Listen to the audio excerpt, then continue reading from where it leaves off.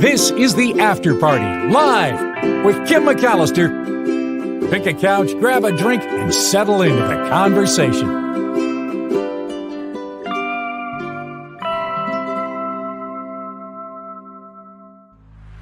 There it is. Hey, everybody. I tried to click on the music, but instead I took myself away. Good afternoon. This is the After Party live on a Friday, starting late because the Mark Thompson show on location ended late. So we will start this show with At the Movies with Tim Sika. He should be along shortly to talk about movies. He's also got a new feature this week, by request, a recommended classic movie. And I have to say that it's something that I could do better at, is knowing these classic movies, the ones that came out way before I was born, these movies that are still so amazing and worthwhile and worth watching that I just haven't ever sought out. So I'm kind of excited for the new segment. Thank you for suggesting it. And Tim Sika will be along with us in a moment. I saw Wes Theory pop on the PayPal with another $5 contribution to the show. I want to call it a super chat or a super sticker, but that happens through YouTube. They take a lot, though. They take 30% on YouTube. Wes has figured this out, and now he's contributing via PayPal. Please find the PayPal information at the bottom of the show description. It is also in the About tab on the After Party Live here on YouTube. Great ways to contribute to this crowdfunded show. So huge thanks to Wes for coming through right off the bat. I love all the different thumbs, a thumb for every color. B.A. Ware says, like, subscribe, share it often, and make sure you leave at least 2 comments in the chat to support the show. B.A. Ware, you're awesome, and doing what I should be doing, which is promoting all of these things, and then you come in and do it for me. So thank you very much for that. Please do click the like button. The comments on the show shows that there's engagement. So if you are watching a recorded version of the show, every week when Tim Sika is on, I pull his segment as a standalone. Leave a comment on that as well. Something happens with YouTube when they think there's user engagement and they elevate it and push it to more people. So that's why those things are really important. And then, of course, sharing it on social media as well. All ways that you can help support the show. So thank you for that. I really appreciate it. Be aware. Okay. I am so excited every Friday to get to welcome my friend Tim Sika to the show. We have it. It is At the Movies with Tim Sika on this Friday. Hi, Tim Sika. Hi, Kim McAllister. Welcome back. Thank you for having me, as always. Absolutely. It's been a week, man. And I'm excited to start our new segment this week. So that's cool. Yeah, it was I don't know about you, but it was a busy week for me. Award season is just so crazy. I mean, they're throwing stuff at us left and right. Watch this, you got to see this. And of course we do. So it's I sound like I'm complaining, but I'm not. No. Hey, I wanted to ask you before we jump into these movies. Yeah. Did you go to the Mill Valley Film Festival, and how was it? Well, I didn't officially cover it this year, but I did cover some of the films that they showed, and I did some interviews with some of the filmmakers and some of the actors who took part in those movies. So in one sense I did. I didn't officially cover it. I heard the festival was great. I mean, it's a great festival. Every year they showcase really, really good films, and they've been getting some really impressive guests. I think they saluted Jude Law this year. Oh, wow. They gave him a Life Achievement Award or something, but he did an onstage discussion, and I mean, they book really good films and they get really, really good guests. So, I heard it was great. I don't know. Good. Yeah. All right. Your first movie is a creepy movie, and the poster kind of icks me out. It's Smile 2. Yeah, I guess that's supposed to be a smile in blood on the poster. Yes, this is the sequel, of course, to 2022 Smile. Mm-hmm. It is, it's a continuation of the cosmic evil being of the first Smile, taking hold of more people in the form of creepy smiles appearing across the faces of people before they get infected, with the smile virus. Mm-hmm. Okay. And this happens to them, usually they get the smile usually before they gruesomely kill themselves, right? And in this case, pop star Sky Riley, played by Naomi Scott, she in a kind of a Taylor Swift kind of knockoff. Or I mean, I thought of Taylor Swift watching this character played by Naomi Scott. Okay, who, like those before her, starts to experiencing this series of disturbing occurrences before the evil smile entity overtakes her. And these events happen to her just as she is about to embark on a world comeback concert tour after overcoming all of this controversy surrounding her substance abuse and a car crash which killed her boyfriend. Really graphically dramatized in this movie. And you know, Kim, the I have to say this, the Smile franchise is one of the stupidest, I think, horror premises when you really stop and think about it. But this movie, it's written and directed by the same guy who did the first one. His name is Parker Finn. Despite it being so dumb, I really got to admit works. And it works because, number one, it provides the scares that horror fans expect. There are several intense jump scares in this movie. Two, it's violent. Yikes, is it violent and gross and graphic. And three, it just moves. I usually squirm during these movies, as you know, but after I accepted the fact that there were going to be a lot more jump scares and a lot more violence and grotesque killings, I actually started in a weird kind of way to enjoy it and found it kind of amusing. I mean, to me, it was like going on the scariest, most intense roller coaster ride at the amusement park, but coming off of that roller coaster ride kind of giggling, you know? So that's the way this movie struck me. It was a kind of a fun horror movie. My only gripe with it doesn't it have people killing themselves? How can that be fun? I know. Well, I don't know. Maybe that says more about me than I want people to know. I don't know.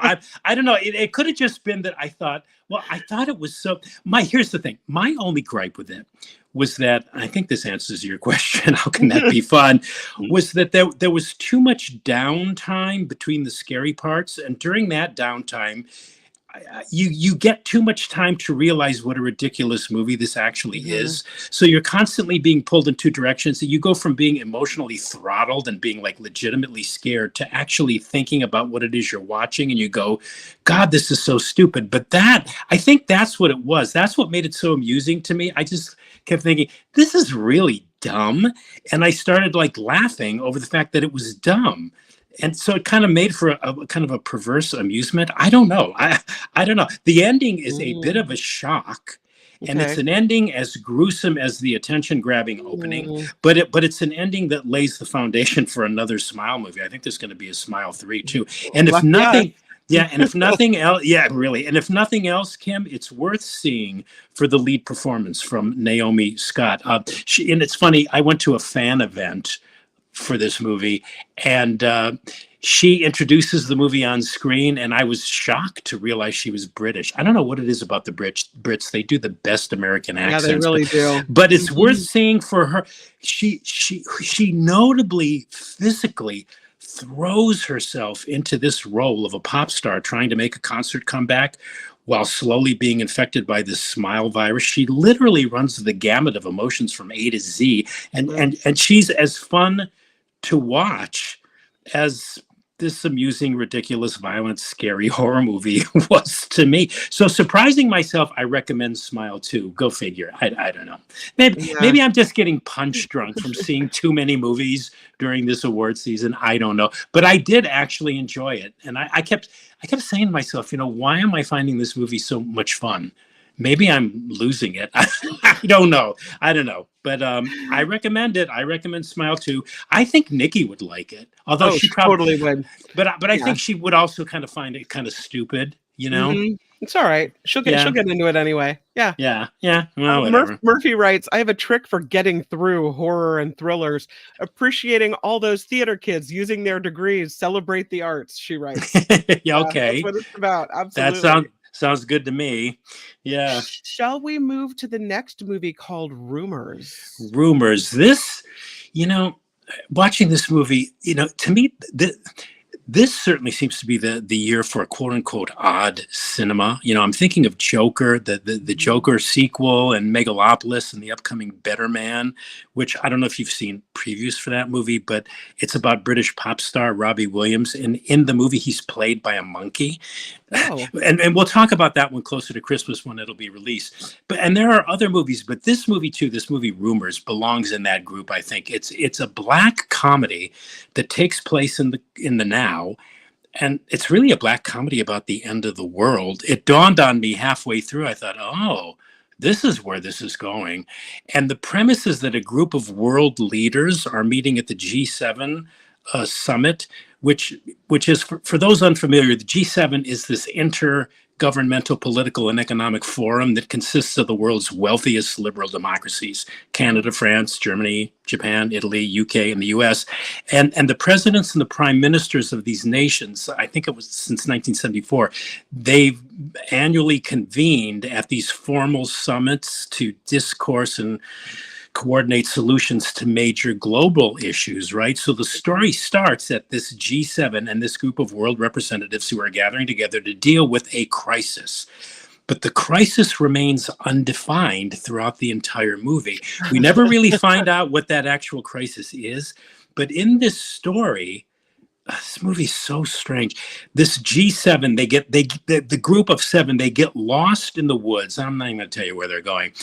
While they're they get lost in the woods while they're trying to compose a joint statement on this unspecified global crisis that I'm presuming they would present to the world, and presumably how they're going to deal with this crisis. And while this group get lost in the woods, which is beset by thick fog and darkness,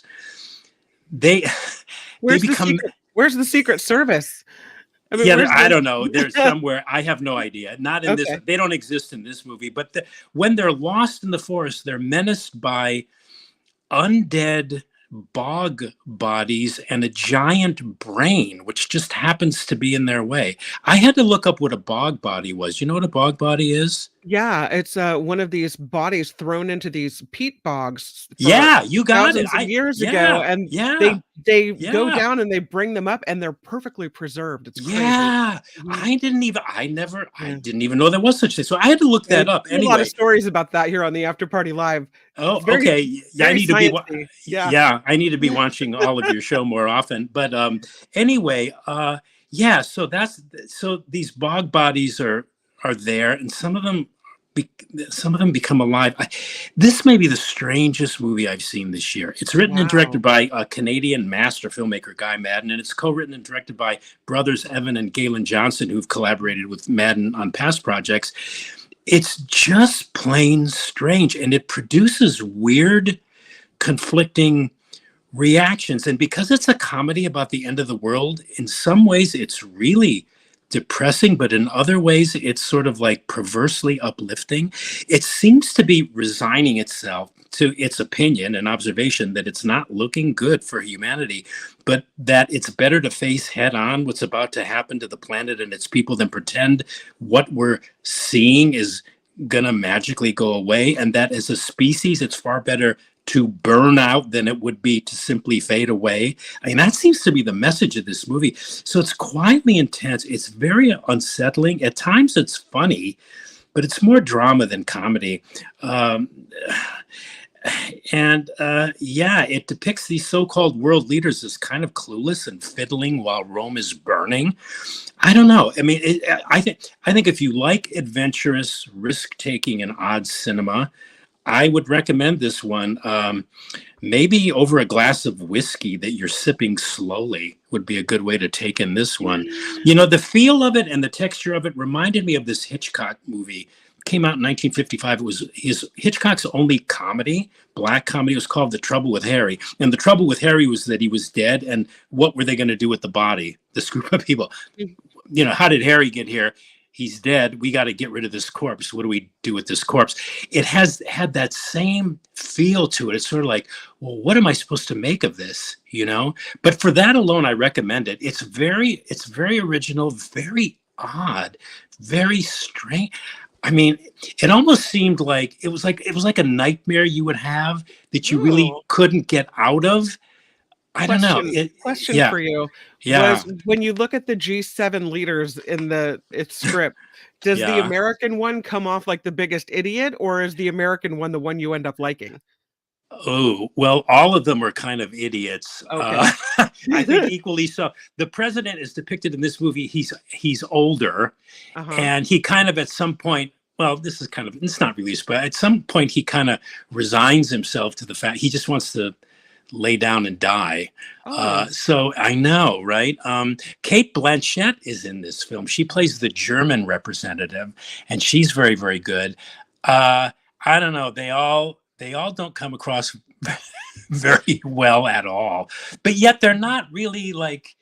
It's almost like the movie isn't blaming them. The more I'm talking about it, the more I'm thinking I probably should watch it again because it just, Really? yeah, because Ugh. it's weird. I don't know. It's odd. It's The whole strange. Yeah. burning brain thing on the poster kind of icks me out. Oh yeah, there's the burning brain. Yeah, at one point it does Yeah. go up and fire. Like I say, this year I've seen so many weird movies. I just Mhm. can't begin to. And this is one of those rumors. But I recommend it because, but you really seriously, with the caveats that you may It's want to weird. just, Yeah. it's weird. Yeah. And you may weird. just want to say, oh, I don't know if I want to hear this message of this No. movie. Yeah. Um, It's a Canadian film, so I don't know. I don't know if Canada's telling us something. I don't know. Blame Canada. Yeah, This- blame Canada. This next one, I think, is a movie. It seems like, on the surface, we'll see what you have to say about it. It seems like it's a movie that we need right now ahead of this election. Oh, It's called Leap of Faith. you know that I was. Mhm. I'm. Yes, this is a movie. Given our troubled times, that I think everybody should see. And I know it sounds like hyperbole, but I really do mean it. I think everybody should see this movie. It's a documentary, and it's about 12 pastors from, now I want to say different religions, but they weren't. They were all Christian pastors who gather together on a regular basis to discuss and mostly wrestle with the question, how do we love each other while we disagree, right? According to some statistics that I recently read, I think it was in 2016, I think 1 in 6 people stopped talking to a family member, mostly because of politics. And it's even worse now. I mean, our society's getting meaner. It's getting more tribal. It's getting more divided. And so this movie focuses on these 12 Christian pastors in Michigan who are part of this group called Colisean Forum. It's a group dedicated to putting the gospel and the Christian teachings into practice with a focus on what Jesus himself commanded when he was asked in the New Testament. Jesus is asked, what is the greatest commandment? And he tells his disciples the greatest commandment is to love the Lord your God with all your heart and with all your soul and with all your mind, that it's the first and greatest commandment. And the second is just like it, love your neighbor as yourself. I remember they taught us this in Catholic school too. That's why I remembered it. I remember it like it was yesterday. I could talk for hours about this movie, Kim, how deep it is, how profound it is, and how necessary it is to see. It's really an important movie too, that basically says, we're all in this together, folks. It's like we're all in the same lifeboat, right? At sea. We're all out at sea. And if one of the people or a number of the people who are also in that same lifeboat with you tick you off or disagree with you about something, you don't drill a hole in the lifeboat to fix them, right? So, and the Christian pastors who are the focus of this story, one actually happens to be an atheist lesbian, but she believes and heads a church that follows Christian teachings. To me, these people, and Okay, this that's is weird, but okay. I know, but that's part of the point of the movie too. How, well, yeah.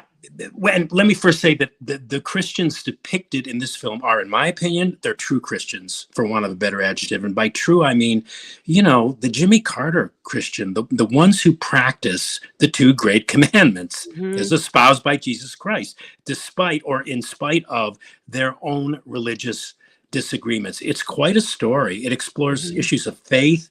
and religious doctrine and dogma, and how those oftentimes collide with the reality of one's life, and asks, what's the point of belief, and shouldn't knowledge be the end game here? And, where does belief and faith play a role in life? And what is love? Do we really understand what love means and what love is? Can we love? Is love even possible in the polarized climate in which we find ourselves today? It's a terrific movie. I just happened to come across it because of a very aggressive publicist who's trying to put it before us critics because it's award season. But it's a terrific movie, and I highly recommend it. It's in San Francisco theaters beginning today. So it's out there. Oh, it's only in San Francisco, or is it everywhere? Well, I got my email says opens in San Francisco theaters today, October 18th. So I'm sure it's probably going to be opening in New York and LA too, because Academy, you have to do that in order to be eligible for Academy consideration. So it seems like a movie that puts love ahead of anger, which is definitely something I think the United States, if not the world, needs. Yeah, it does do that. And it's interesting how it explores how even amongst themselves, these are people that basically believe in the teachings of Christ, but they have issues too, and they have a lot of issues over sex. Sex is a really, really big thing, not just for Christians. I think it's a big thing for all of us. And it sometimes gets in the way, and it polarizes people. And anyway, what else can I say about this movie? Leap of Faith. Leap of Faith. It's good, really good. Move on to this one called Goodrich. Oh, Goodrich. Yeah. This is a movie that might have been a total eye roller for me, but because it stars Michael Keaton, who delivers a great performance in it, in my opinion, it escapes that fate of being an eye-rolling movie. It's a story. Well, okay, this is a story. It's a comedy drama. It has a great opening for what's about to follow. And the opening has Michael Keaton. He plays Goodrich. He plays Andy Goodrich, of the title. He plays an art dealer, and he gets a phone call from his wife, who announces to him that, number one, she's in rehab, and number two, she's leaving him. And of course, he's like being hit with a bolt out of the blue. He has no clue. So right there, you get what this story is going to be about. It's about a guy, a husband, and a father who's so preoccupied with his own life and his work that he's failing to see the reality of what's happening around him, especially to his family and his kids. And so this is familiar film territory stuff, calculated to grab hold of your heart, and it's replete with absent dad thinking he's doing his best, but his best is starting to take its toll tropes. It's got all of that, and it's pretty much everything you're expecting it to be, except for one of the realizations the Keaton character has about his pregnant daughter at the end of the movie, which was truly bizarre and cringeworthy. But there's a big but here. This is Michael Keaton's movie, and Keaton is so good in this part that you can almost forgive the movie itself for being such an obvious drama about paying attention to the things that really matter in life. Keaton is brilliant. In fact, and once again with this movie, we're reminded what a great actor he is and what a great actor he can be. And he elevates the material here, and he sort of, he transcends the cliche. The cliche is all over the movie, but he somehow, through this performance, transcends it. And just as an example, part of the character he's playing here is that he never shows fear, and he's always optimistic, and he's always going around saying things to other people like, yeah, it's going to be fine. I'm fine. And I know of no other actor who comes to mind that can wring so much nuance out of repeatedly saying those lines. He says those lines so many times in the movie, but each time you're kind of like, you feel something that you didn't feel the first time or the time before he said those lines. So how to sum this up? If you just want to go to see a feel-good movie, I'm just going to say for the uncritical film goer, but no, just for somebody that just wants to have a good cry, but also from me saying that Michael Keaton is so great here that this film critic can forgive Goodrich for all of its emotional gotchas and just recommend the movie. His is a performance that is more than worthy and deserving of award acknowledgement, and the real reason to see this movie, Goodrich. He is great. He's so good. Is he going to get an Oscar for this? Well, I certainly am going to. I mean, he's going to go. I'm going to push for him at least to be in the initial round. I mean, I'm thinking of other performances. There's a few others, but this one really stands out. And what I like about it is it's subtle. It's not showy at all. He's true and authentic. And I mean, I'm a Michael Keaton fan, so maybe I'm biased, but he really was superb in this movie. Just beautiful. Why it's kind of, and maybe it's completely different. Do you remember that movie where the guy has a mental breakdown and what touches it off is he's at a drive-through in McDonald's and he orders breakfast, but breakfast is ended and he loses it? Do you remember that movie? And then he goes and gets a gun and he just his whole life implodes because that moment was. Is that the one with Michael Douglas? Maybe I think maybe that is. I don't know why it reminded me of the same thing where a guy's just finally underwater and then finally everything blows up. Yeah, well, you know what's interesting about this movie is that's kind of describes what he goes through, this character, but he always keeps a lid on it. Yeah. But you can feel it and see it through his body language that it's really starting to get to him. And he never really does do, Michael Douglas, drive-through thing. Yeah. But it's a different kind of thing. It's just an incredible performance. I just love. I would watch the movie again to just watch the performance. He's so good. He's so good. Yeah. All right, let's move on to the streaming series Monsters, and that's the Menendez. Yeah, I'm trying to be a little more, all encompassing and chatting with you. So I've been streaming. I'm starting to stream a little more. God knows I'm finding out time to stream. Look at you. But I know. And I actually got through all of Monsters, the Lyle and Eric Menendez story. It's on Netflix, and this is the second installment of Ryan Murphy's series. It's series 2. The first season dealt with Jeffrey Dahmer, which I am not going to watch. Have you seen that one? No. Friends told me don't. if you're squeamish at all, you don't want to watch that one. Anyway, this is the Lyle and Eric Menendez story. It's about the infamous two brothers who savagely murdered their parents in 1989 and whose story became tabloid fodder for years. Yeah. And this miniseries version presents these murders from multiple perspectives, but the brothers' viewpoint is the central narrative. It's really interesting because you kind of don't even know really what went down because they lied so much. Yeah. But the way the series is told is you kind of, you get the sense of just the whole mess, and it's excellent. It's so well done. It's so well acted. It's absorbing.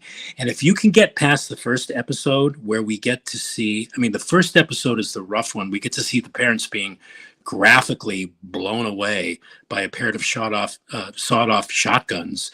If you can get past that, you definitely can stick with this to the end. Ryan Murphy really knows how to tell a story. He knows how to tell a rattling good tale, and he does it again with this one. It's really good, and it's good, Kim, when you get sucked in. You tell yourself, okay, I'm going to watch just one episode, and then you wind up watching 4 or 5 episodes, and then before you know it, you're done. And that's what happened to me with this series. Okay. So it's good. It's I want to say tasteful. They reenacted the way the parents were shot, the way the police found them. So that part's intense, but it's also a courtroom drama because it details they went to prison, but they were only in prison because they couldn't come up with the bail. So they were in prison for years while they were being tried in court.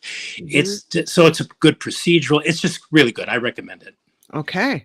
Yeah. And the next one you streamed is called The Franchise. Yeah, this was one I stumbled upon, The Franchise. It's on Max. And episode 2 just dropped. Episode 3 will be broadcast this weekend, I think. And it's a comedy. Okay. I was drawn to it because of the names attached to the project. Armando Iannucci, who created Veep, and Sam Mendes, who won an Oscar for American Beauty. They were executive producers. So that's what I thought. Okay, well, all right, I'm going to look at this. It's a comedy, 25-minute installments. Thank you very much, which I love. And it depicts a behind-the-scenes look at the making of a film that's part of a larger superhero film franchise. And comically shows all of the day-to-day problems on set and behind the scenes and how they're dealt with by the people running the show. And so many people running the show don't really know what they're doing. You know, several of the actors are pretentious putts. Yeah, so it's basically a satire of the biz. This is kind of like a TV version maybe of SOB, where, you know, whoever made this series, I don't want to say has an axe to grind, but saw a lot of stuff that they probably thought this is a bunch of BS, and they turned it into a comedy series. And the whole comic book superhero movie making frenzy is like satirized here. It's not as funny as it thinks it is, but I'm going to stick with it because, first of all, they're just under half-hour episodes. I think if they were any longer, I might pass on the rest, but I'm going to stick with it to see if it gets any better. Yeah. Okay, but you're in it. All right. Yeah, I'm into it, yeah. And exciting, this week you have an old movie recommendation. It's Tim Sika's Classics. Yeah.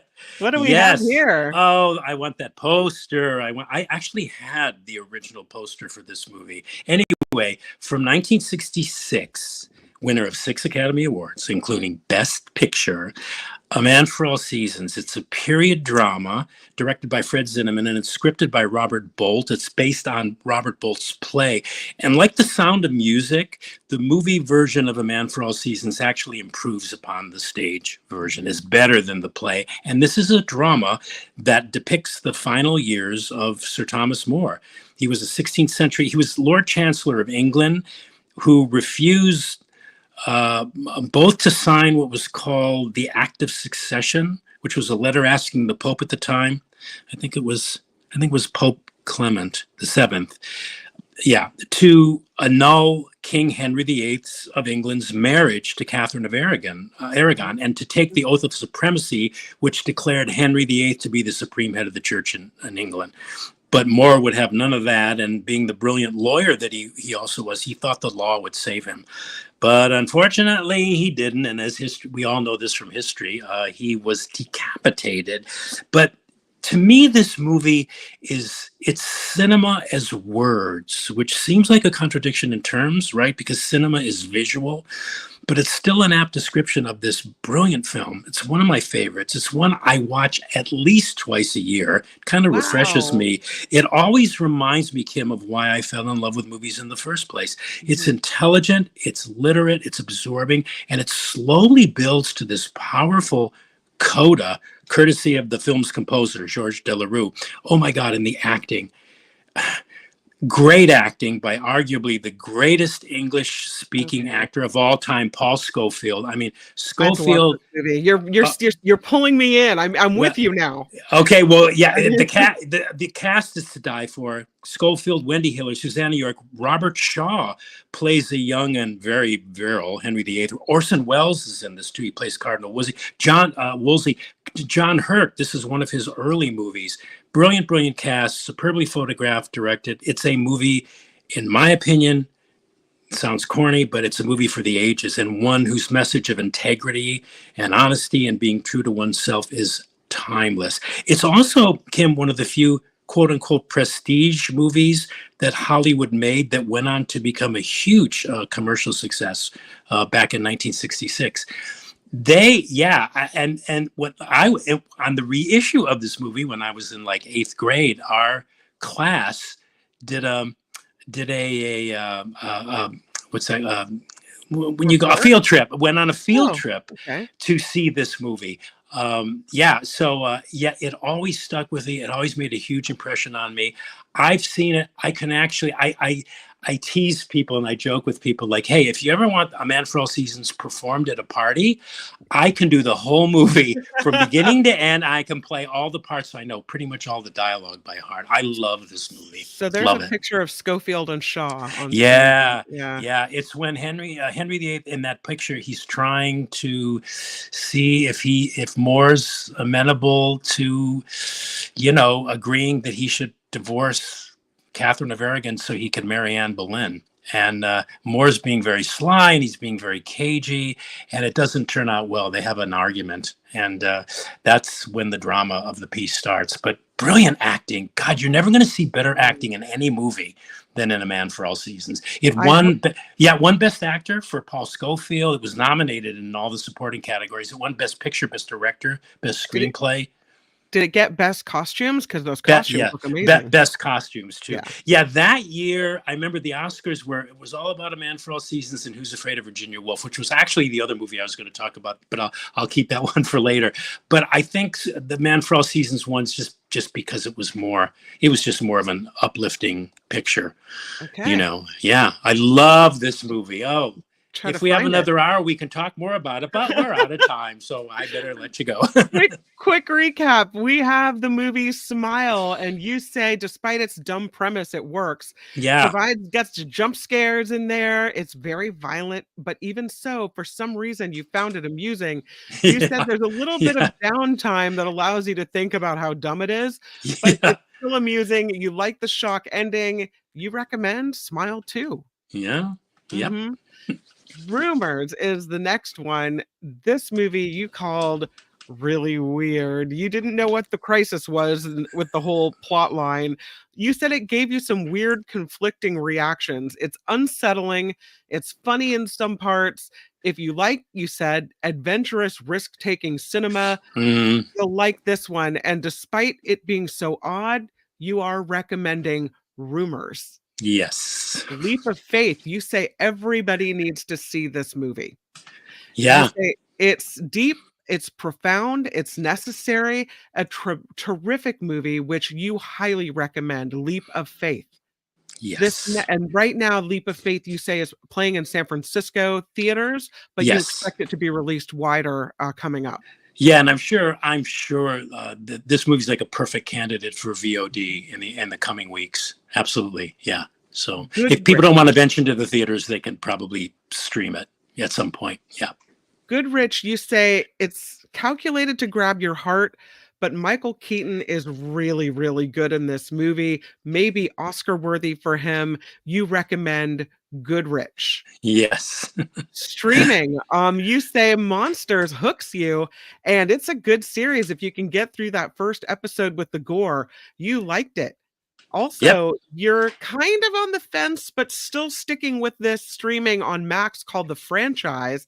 Not quite as funny as it thinks it is, but you say the episodes are short enough, the premise is interesting enough that you're sticking with it for now, The Franchise. Yeah. And Tim Sika's classic movie rec this week, A Man for All Seasons. You say it's your favorite movie. It's what got you into this movie critic thing at the very get-go. And A Man for All Seasons is worth watching at least twice a year if you're Tim Sika. Yeah, twice a year, maybe more. Maybe I watch more, and I just I don't want to admit it publicly. But it's Man for All Seasons. I believe it's streaming on Amazon Prime. I'm pretty sure. I do know that it's actually going to be re-released in a 4K version in this Columbia set. I know people don't. I'm still into like hard media. I mean, I don't collect, but I still occasionally will purchase a disc, a 4K disc, because the quality is so good and everything. So finally, Columbia, after I don't know how many years, they finally went back, I guess, to the original negative, and they're going to release Man for All Seasons as a part of a collection of other prestige films that they have in there. So anyway, if you're collecting movies too, you may want to look into that collection. I think it's coming out next month. So Tim Sika, you've done it again. At the movies with Tim Sika. Thank you. Thanks, Kim. Gosh, we went over time. I'm so sorry. No, I love run on. Okay, all right. Course. We'll talk next week, I hope. Absolutely. Have a great weekend, Tim. Yeah, you too, Kim. Have a great one. Bye. Bye. At the movies with Tim Sika. I'm going to the chat to see what you guys have to say. I might have missed some things. Ooh, Gregory Peck. Somebody's liking Gregory Peck. Oh, B.A. Ware had this for Tim Sika. I'm sorry. Well, maybe I'll pop him back in right now. Tim, you're back on with me. B.A. Ware says, am I right or wrong in your opinion, Tim? Top 3 best war movies of all time. 1, Dr. Strangelove. 2, Casablanca. 3, Lawrence of Arabia. I won't argue that. I mean, those are all magnificent movies. Yeah, those are Okay. great movies. Great movies. Again, I've seen all of those multiple times. Yeah. Murphy wants you to know that A Man for All Seasons is Colbert's favorite movie as well. Yeah, So, I recently found that out. Yeah, yeah. yeah. Well, he was. I think we have a similar. We were raised similarly. Let's just say. Yeah. Yeah. Very cool. Thank you, Tim. Sorry to pop you Okay. back in. Okay. Bye. All right. I think maybe we have time for one of the stories that I had prepared to get for you today, and that is this beach blob. What the hell is that? It's gross. If you're walking along the beach, that's not what you want to step in with squishy feet. No, thank you. This is a beach blob in Canada. All of a sudden, these blobs, mysterious white blobs, are washing up on the beaches of Newfoundland and Labrador. They're ranging in size from about a coin, the size of a coin, to the size of a dinner plate. So they're all different sizes. They started washing up on shore in September. People started showing pictures of them. Some people think they could be ambergris or another fluid from a whale. Other people split on this opinion. The mystery substance is still under investigation, but it's not something you often find on the beach. It's not this common thing. So, what the heck is it? They don't know. It's wild. This it's kind of the consistency of Play-Doh. What's interesting is it's showing up around Placentia Bay, which kind of cracks me up because it's this gooey substance. I know placentia and placenta are different words, but still. So yeah, it's this environmental authorities now in Canada are trying to solve this mystery, trying to figure out what these unidentified white blobs are. Again, all different kinds of sizes, and no one knows. No one knows. So if you're going to Canada and you're going to be in Newfoundland and you're headed to the beach, maybe keep your flip-flops on because you don't want to step in that goop. This is a story that my husband actually sent me, knowing how I feel about plastic. Did you know you see those little white chunks right there? Those are little pieces of plastic. There's a name for them, and they're called nurdles. I had no idea they had a name. They are nurdles, and they are something you can scoop up the sand, shake the sand, and oftentimes you'll come away with a handful of these nurdles, unfortunately. Now there's this broadcast that I thought was kind of important to see. It's 5 minutes long. We don't have time to show the whole thing, but I thought it might be prudent for us to take a little look at what's going on with these nurdles. Probably seen them. Nurdles. They're plastic pellets often found mixed with sand at our local beaches. They are tiny, but they're leading to big problems for our ecosystem. Chief meteorologist Carlene Chavis looked for them with environmentalists and talked about what's being done locally to tackle the global hazard in this Earth Day report. I'm here on the pathway near the railroad tracks in Encinitas, and that's exactly where I found these. You're talking nurdles. It's a tiny plastic waste that's making its way from the tracks all the way to our ocean, and unfortunately contributing to a larger pollutant problem that we have. Nurdles sitting on the beach. And that's just one of many hiding in plain sight. Boy. These tiny plastic balls have been found littering our coastline. It's the pre-production pellet of all plastic that is out there.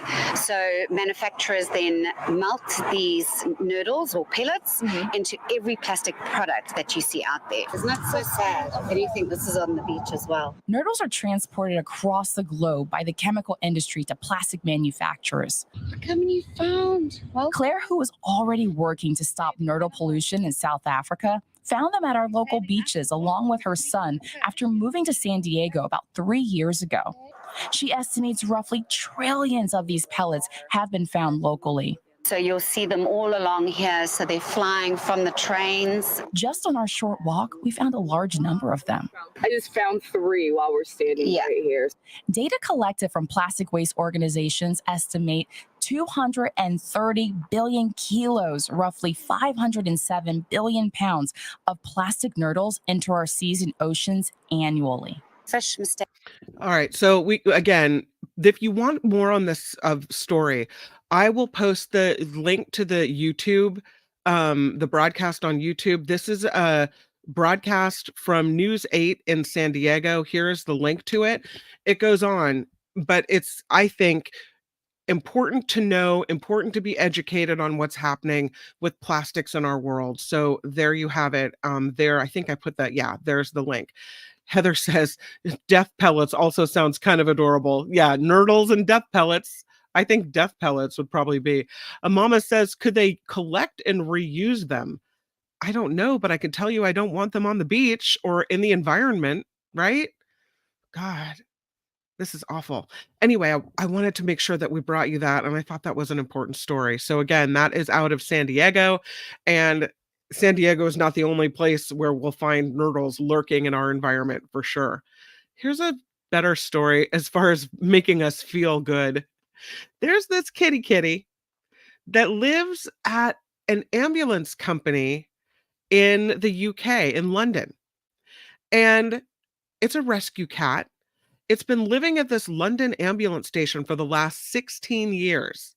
And there was some type of eviction that was going to happen. And the public rose up and said no. 62,000 signatures after a public outcry on this petition. And now this cat, his name is Defib, which is perfect for an ambulance company. Defib has lived there for 16 years and gets to stay. The cat was under threat of eviction because of a change of local management at the ambulance service. So this new company comes in and they say, yeah, you can't have a cat living at the ambulance company. That's just not going to work. So the public gets a hold of this information. They start this petition drive. 62,000 people sign it. And among them, one of the local members of parliament, her name is Stella Creasy. She said, Defib the cat facing a no-fault eviction from the Walthamstow ambulance base. Hard to see why he's lived there for 16 years happily and helps the staff there cope with this stressful job. So now, after the petition, the officials with this new company have decided to let Defib the cat stay on. I mean, thank you. You know, people make a difference in this. People make a difference. There's no reason that cat needed to go. So Defib gets to hang out with the ambulance crew and continue to provide a little stress relief for them, which is really nice. Way to go, Defib. Let's see if I have time for, would I have time for one more story, or do you guys have to go? I think I'll throw in one more if that's okay with you guys. And how about this one? This is, I've been meaning to do this story for a while. Let's talk about space architects. It's kind of a new category of job. Space architecture. These are folks preparing for humanity's return to the moon. The space architecture headed to Milan to formally establish this discipline for the first time. The space-related architecture has seen this explosion in activity over the last few years. They've had the development of off-Earth construction methods, zero-gravity interior design. They've even have a dedicated master's program for space architecture now. There are some pretty big studios that have entered this field, or architecture firms. Big and SOM have come in, and there's a bunch of different Danish design companies that are into this as well. One of the changes they said they've seen over the last decade is the cost to go to space has dropped significantly. And during the space shuttle era, the cost for space travel was $50,000 to $70,000 per kilogram. But now with Elon Musk's SpaceX doing these tests, it's now about $50 per kilogram. And so it lets them think a little bit more open-minded about the types of things they could send up to space and the types of things they could design for space. This shift representing a moment for space travel that can be compared, they say, to the aviation in the mid-20th century, when flying went from private or military use to become an affordable form of transport for the general public. And that, they say, is the kind of inflection point that we are seeing now. So the goal is to establish a permanent lunar base in 10 to 20 years. But what will it look like, and who is going to design it? Well, here's one picture of a moon habitat. It kind of looks like a doctor's office, a little bit sterile. But this is some of the design that's coming forward. Here's another picture of what some moon architecture might actually look like. This is envisioning autonomous robots, 3D printing donut-shaped habitat on the moon, reinforced with lunar rubble. They're trying to cut down on the type of materials that you would need to haul up to space. And designers, space architects, are now thinking it's really exciting to consider what you can do with the materials that are already there. Even in the future, when it becomes a more regular thing to send a rocket to Mars, it'll still be very expensive to bring things up from Earth. So, kind of interesting. This whole new genre of design, space architecture. I'm fascinated by it. All right, this is the show, the After Party Live on a Friday. Thank you for being here. I so appreciate you. Would they be called, says SJ Lola, Sparkitects? Perhaps. Right now it's space architects, but I like the way you think. Nullifidian says moon dwellers will probably have to live under the surface. We did have a story about that. There is a cave, like this deep cave in the moon, and they were looking at it thinking, what could we use this for? So it's not out of the realm of possibility. SJ Lola says, I think we should fix the planet we live on now. Maybe we've trashed it so badly that we can't fix it. I don't know. Jim, aloha, writes, I wonder if the moon will be the next Australia. Send all the criminals as one giant prison that you can't escape. That's a movie for you, right? Yikes. Thank you guys for your comments and your participation in the show and all the ways you support it, whether it's PayPal or whether it's the super chats and super stickers here on YouTube or sending me stories. You guys are just really awesome. And thank you for that. I hope you have a really good weekend. A couple things to note. Number one, our Phineas had his dog pass away, and he has been, as we've done the show, transporting the dog to be buried or cremated, one or the other. I'm so sorry about your dog, and thank you for sharing with us that you're going through this, and I'm so sorry that happened. The dog is a beautiful Dalmatian, and he just loved this dog, so I'm so sorry that you've lost your pet. I do want to reiterate happy birthday to Ricky O'Bear. On a happier note, I hope it was a great celebration. We're still celebrating you here at the After Party Live. And don't forget this weekend, if you are going to the Half Moon Bay Pumpkin Festival, our very own Lee Kopp is playing with Jim Stevens and friends at the Half Moon Bay Pumpkin Festival on the main stage Saturday and Sunday in the morning, 9 a.m. to 10:30. So if you're headed out that way, getting there early, make sure you stop by and give Lee some love. Going to be on stage playing, and make sure that you say hi and give him an after party welcome and applause and support.